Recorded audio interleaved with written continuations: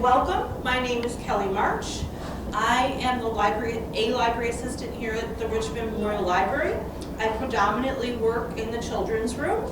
So my main target area of services is from birth to 18, but I love working with adults also, which has been fun as I go ahead and start to teach people about the eclipse, and also a way to be citizen scientists. This is the main app that we've been using to teach people about preparing for the eclipse and making observations to share with NASA scientists around the world. And it's called the Globe Observer app. If you have a smartphone, you can download it this way, or you can also go to the website, and I'll put those links to the websites up a little later in our program. Let's see here, we'll get going. There we go. This is the timing for our local eclipse.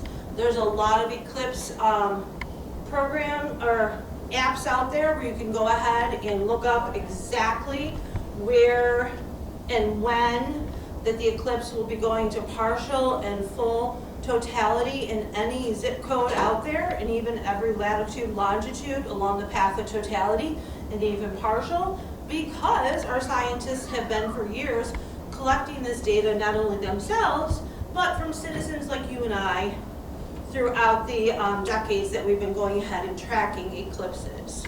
So that's why this data is very dialed in for every location throughout the United States, and even throughout the world too, because eclipses happen throughout the world all the time. So this is a pretty interesting slide that I put together, because I get a lot of questions, especially from younger people, about what about my dog, my cat, my cow, my bunny? Do they need to have eclipse glasses for the event? And I will ask that to you guys. Do you guys have any pets at home or know people who have pets? Do you think they need to have eclipse glasses for the event? I've already tried a pair on my dog. And did your dog like wearing them? She laid down and took it. Well, the answer to that, though, is they really don't need eclipse glasses, because animals, believe it or not, are pretty smart to know that when they do something that hurts them, they usually don't do it again. So looking up at the sun hurts their eyes, and so they're not going to look up into the sun again. I thought the retina doesn't have any pain receptors on it. That's why a lot of people do it, look at it, and it's, you know, they keep looking at it because they don't have any immediate response to that. That is correct, especially with humans, and you know, we're all, a lot of the examples are for mammals, but also too, squinting and, you know, having that immediate reaction between your irises closing and opening, and that will keep a lot of the animals from, again, not wanting to do something that causes discomfort. You know, a lot of times, although kids will bring up to me that their dogs are not smart enough to know where the electric fence is, they'll keep going up against it once in a while. But you know, those are also trained responses. You know, that's something different that they're learning about. This is more of a natural response that animals will have to not wanting to go ahead and subject themselves to this again and again. You're not going to see animals just sitting out there in the sunshine on a full sunny day, staring up into the sky, looking. And a lot of times people will say, oh yeah, well I see my cat doing that, I see. And I said, well, chances are they're probably looking at, in the distance, a bird, a butterfly, something else that's attracting their attention, not the sun. So no, your animals do not need eclipse glasses. So that's just usually one of those talking points I like to use, especially with the kids. So we go ahead and we try to go ahead and talk about citizen science. So what do you guys think about when you hear the term citizen science? What comes to mind to you guys? Presented to you at a level that you can comprehend without a lot of specifics. Very good. That's a great interpretation of that. I like that. That's a great answer. So basically, it's a collaboration, yep, and of everybody who loves to be curious about science And again, and it's coming at it from all of our different levels and all of our different walks of life. And how we can also make an impact on a lot of the research that's being done by scientists around the world. So let's take an example here. Let's look at all these beautiful images that we have here, and let's take this tree that would probably be in our neighborhood about now. What do we notice from this image? What are like some observations we could draw from this image? Tremendous amount of blooms, Right? pink, and Pink. white. What? Multicolors making them up. Excellent. The sky is blue. Perfect. The Excellent. branches are green. Excellent. Great observations. All right.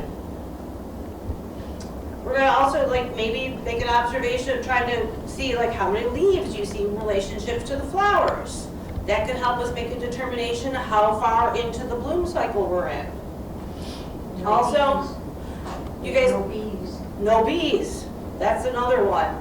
We'll talk more about pollinators when we do citizen science going into May, June, and July. We'll flip this from solar science and eclipse science. We'll continue on with citizen science the first Saturdays of the month, and we'll be talking about pollinators and ways that we can go ahead and help scientists do pollinator counts.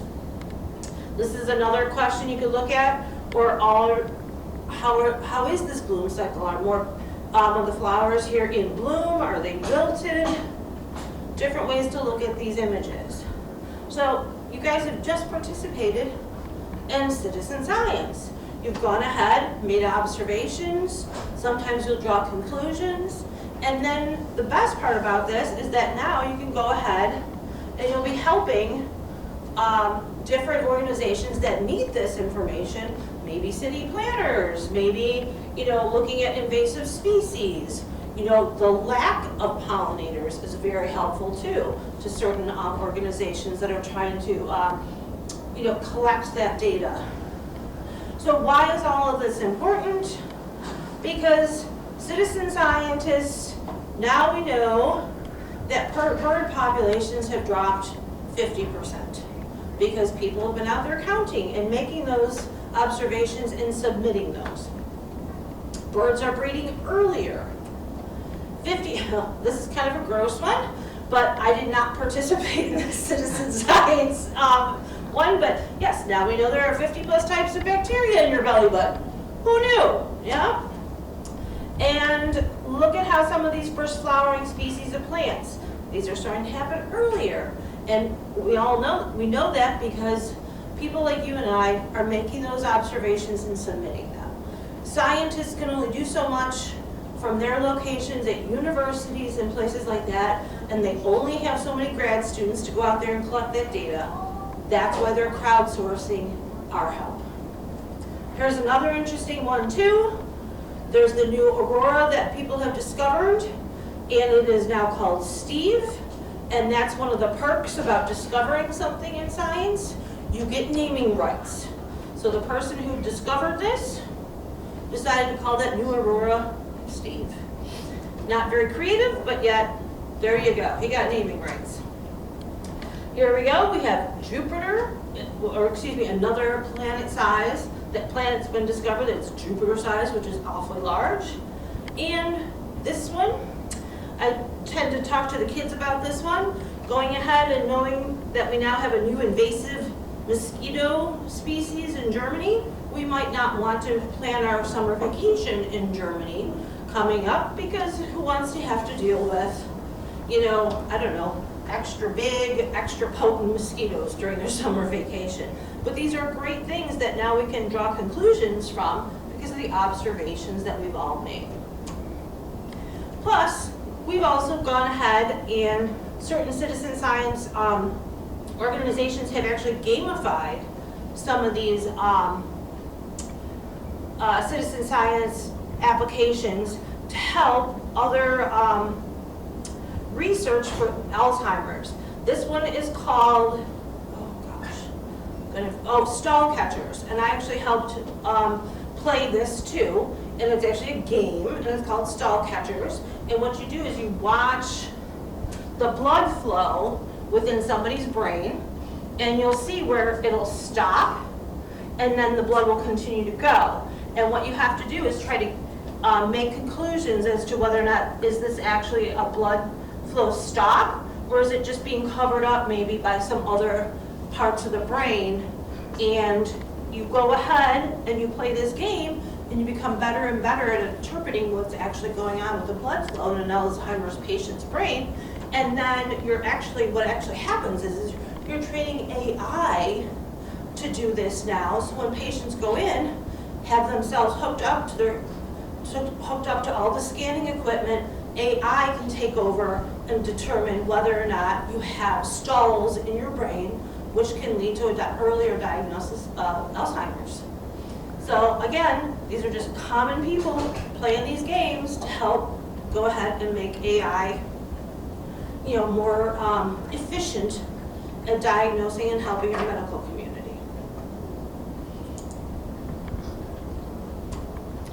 All right, so who can do this?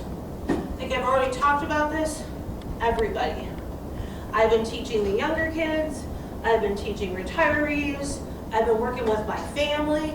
On Easter, we were out there making observations of the clouds, putting them in our phones, and sending those up to NASA.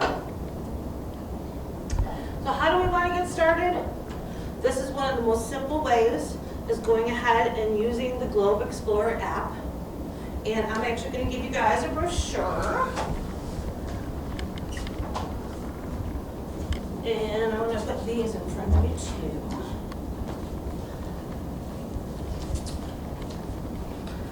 This is one of the easy ways that we've started with the clouds. And this is how I've started with everybody, by looking up and making some observations with the clouds. You can see the people down here in the lower left.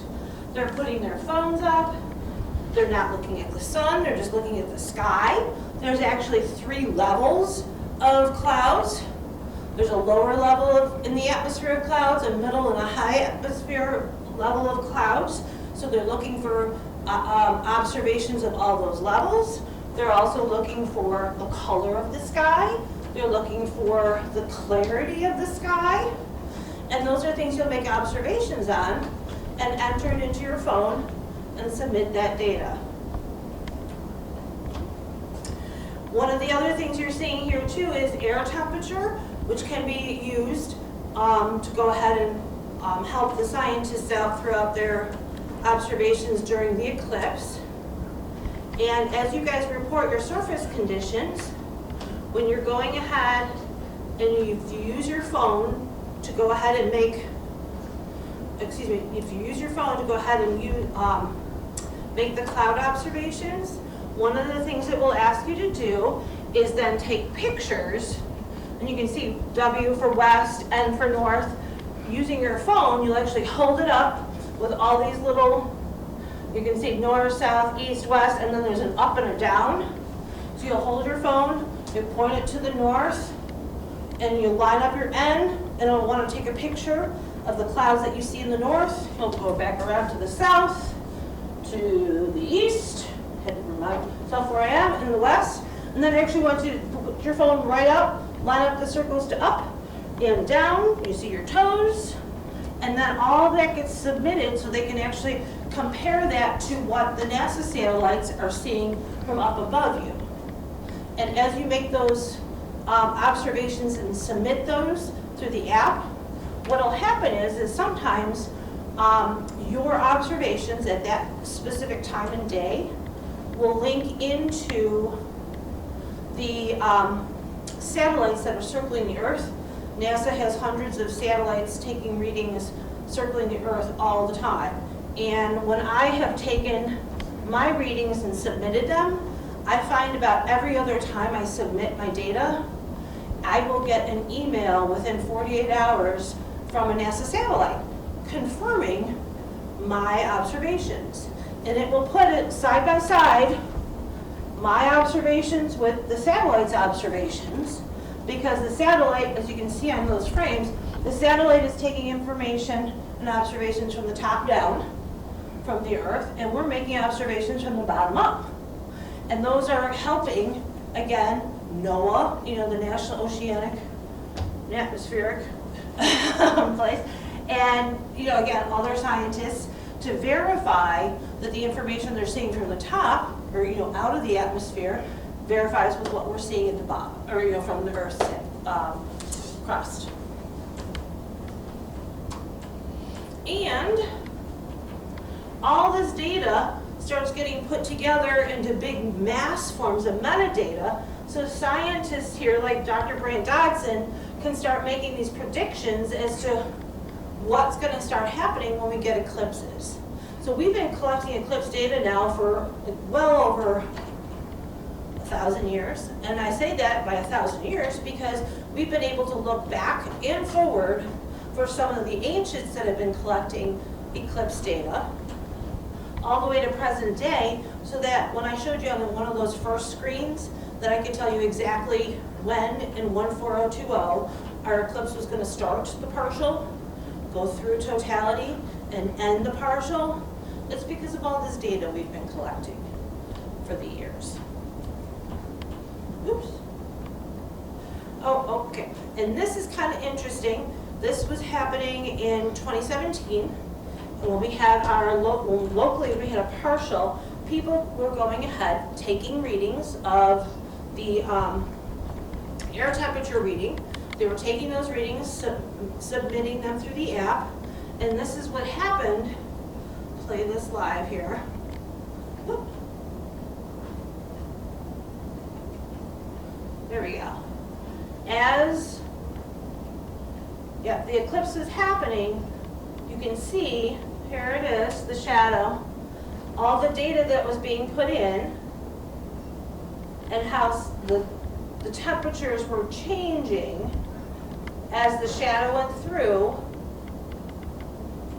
and everybody's data was coming and going.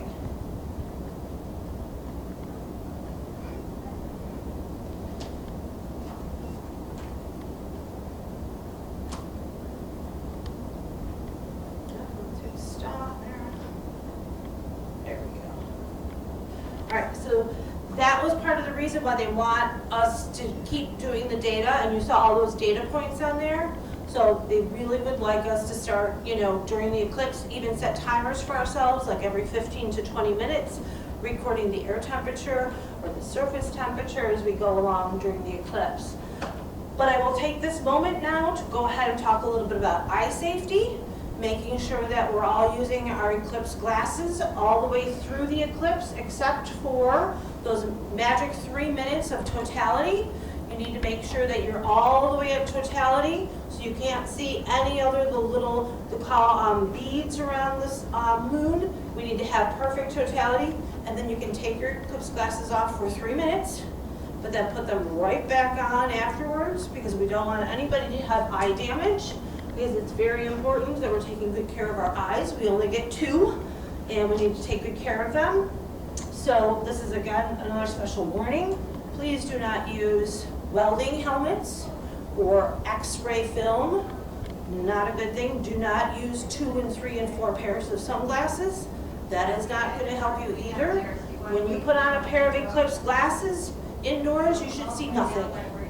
Even if you are looking at the brightest light in your house and you are indoors and you put your eclipse glasses on, you should see nothing. The only thing you should see through your eclipse glasses is the sun. If there are scrapes, punctures, scratches on your glasses, toss them. Come get a new pair. Because any of those scrapes, punctures, will go ahead and allow sun and UV rays in and can cause damage. And many conversations I've had with students, and even at the middle school, the kids were like, oh, well, how about this, how about that? And I said to them, because they were trying to say, well, how do you know that you can get eye damage from looking up at the eclipse, even just for a couple of minutes? And so I did some research, and I found out that yes, there are some ophthalmologists that have actual proof from patients that they have treated that yes, the eclipse will cause permanent damage to your retina and your optic nerve, because when they have treated these 2 patients, they're from different parts of the nation, that when they looked at the back of their eye, they could actually see a crescent that was burned into the back of their eye. So they have absolute proof that that's how the people damaged their eyes, was during an eclipse. So it's very important that people take their eye safety, very seriously during this eclipse. B is offering free eye exams immediately after the viewing so that you could see if you did any damage. That's phenomenal. I will make sure I write that down and get some of that information out to the public too. I appreciate that so much. Thank you. Because I know there's going to be a lot of people out there thinking, oh, I can just do that just quick and take a quick peek. And I worry so much, that people are going to be too risky with that type of thing. So again, we're just going to talk a little bit, remind people again about eye safety, which I do a lot of, and then different ways to view the eclipse. I do have some of these pinhole viewers, and when I give these out to the kids, they're all immediately putting them up to the sun, and I'm like, no, you're going to hold it out like this. It will shine down. This little hole here is where you will see the eclipse going through. In 2017, I used a lot of the colanders. It's really kind of nifty because these are actually all little mini crescents here. And even if you have a tree in your yard, watch the tree in the shade under the tree because you will see lots of mini crescents on the ground in the shadows of the tree too. It's a really kind of nifty thing. So take some of those pictures too. This is a really kind of nifty event when you're going through it. A lot of people will make the eclipse projector with the cardboard box. I don't usually do this with the kids because it's kind of frustrating for the kids to get that lined up and everything, and they just turn around and look at the sun anyways. So, but there's, many other safe ways to look at it. Whatever you do, don't hold your phone up to it. If you want to take a picture, you're going to have to do that side. You're not going to be able to make that. You look in your phone to line it up unless you have your eclipse glasses on. Because don't forget, your phones also have lenses in there that magnify things. So you're going to magnify that damage into your eye if you're not careful. Don't use binoculars, don't use telescopes unless they have proper filters. And that's only when I say that to adults because they will understand that. I don't usually talk about that a lot with the kids. All right. So Planning to watch the eclipse? A little With bit just about your the kids smartphone watching and a eclipse. thermometer, you can help contribute to our understanding of how the eclipse affects our atmosphere.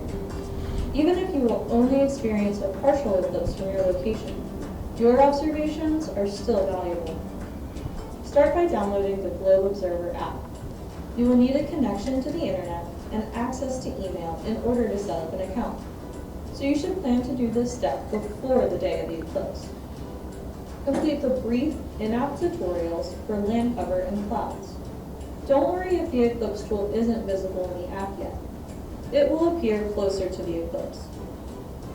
Next, find a thermometer that you can use to measure air temperature at your precise location. Remember, the temperature in your weather app is from a weather station that may be far away. You can check the accuracy of your thermometer by putting the probe in an ice bath. After 10 minutes, the thermometer should read between plus or minus 0.5 degrees Celsius. On the day of the eclipse, plan to take observations for an hour or two before and after the eclipse. The longer that you take measurements, the easier it will be to see changes in the air temperature. Be sure to pack everything you need to be safe and comfortable during the eclipse. Look for an area with a clear view of the sky, while being cautious of uneven ground, moving vehicles, and other hazards. Once you're set up, launch the Globe Observer app and open the eclipse tool. You'll start by choosing between Celsius and Fahrenheit and selecting the type of thermometer that you will be using. Next, use the land cover tool to document your observation site. You will take photos in each direction, as well as up and down. Include your thermometer in one of your photos. Enter your first temperature measurement and observe the sky using the clouds tool. The app will prompt you to take temperature measurements every 5 to 10 minutes leading up to and after the eclipse. If you notice any changes in the clouds, use the clouds tool to document these changes. Feel free to add captions to your photos with observations of the wind, animal behavior, and any other changes that you experience. Now you're all set to observe the eclipse. Remember to take a break during maximum eclipse to enjoy this incredible experience. Learn more at observer.globe.gov/eclipse and download the Globe Observer app from the Apple App Store or Google. There we go. All right. I'm gonna get out of this, and I'm just gonna ask if anybody has any questions about the app or the day of, because now on the actual app, they had talked about when the Eclipse tab would be opening, and that is actually the case now. Like I showed you on your brochure here, the Eclipse tab is actually open on the app, and it's, you know, kind of like in practice mode, because it'll start accepting the actual data for it on the 8th. So people will be able to start putting on, you know, surface temperature and air temperature as soon as, you know, everybody wakes up on the 8th. This is an example of the air temperature thermometer that they showed in the video. This is a part of a grant that I got from NASA. They sent this to us because we'll pull these all out. I've already done the ice bath piece to go ahead and make sure it was all Calibrated. thank you, calibrated. I lose those words sometimes. So this will be outside at a table here on the day during the eclipse, so people can come up and take the readings from it. This is actually another thermometer that they gave to me, and this is actually a surface thermometer. So all you will do is you kind of hold it out, hold the button, take a look at it. And the surface temperature here inside is 71 degrees. And that would be something you would either add into your app, or I do have some paper things people can go ahead and write down as opposed to trying to be on your phone all the time. Because I don't know if you're like me, sometimes the glare from outside, trying to see it on your phone, and trying to juggle all that on the day as opposed to just trying to enjoy the moment. Sometimes it'll work better for people to just write it all down on paper and then upload it to your phone later that evening or the next day, and that's quite all right too. But there's a lot of different ways you can participate with the Citizen Science Globe Explorer app. So I highly encourage you guys to do that. I have some of the paper frames that you guys can take with you today.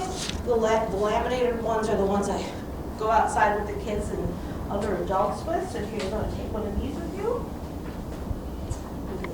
Go. And Could you you guys, go over that quick thing, because maybe I misunderstood Sure. what you were saying. You said, don't hold your cell phone up to the eclipse, sidestep it.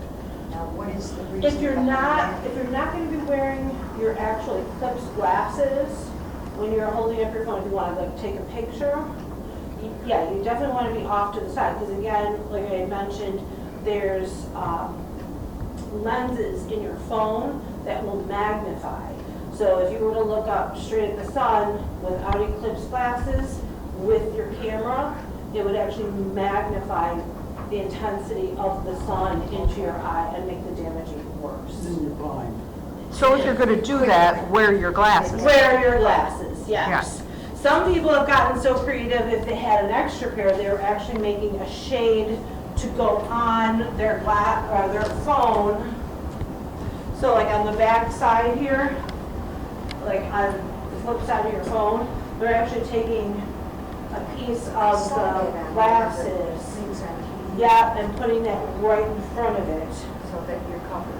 Yeah, but only, of course, too, when you're looking through this.